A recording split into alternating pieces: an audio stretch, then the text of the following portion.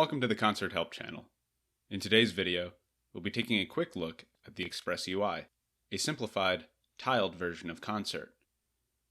If you are a standard user and would like to use the Express UI, click on the little fella in the upper right, and from the drop-down menu, select Express Mode.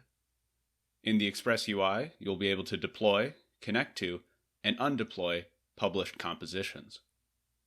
If you'd like to review how to create a composition, follow the links in the upper right-hand corner of the video, or in the video description down below.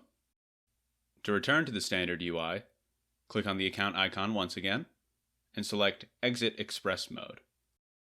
If you'd like to watch more of these video tutorials, feel free to check out the Concert Help YouTube channel. And for more in-depth explanations, visit our help site, concert.com/kb, the links to which are in the video description down below. And of course, if you have any questions, you can get in touch with our support team by submitting a ticket to support@concert.com. In the meantime, I hope you found this video helpful, and thank you for using Concert.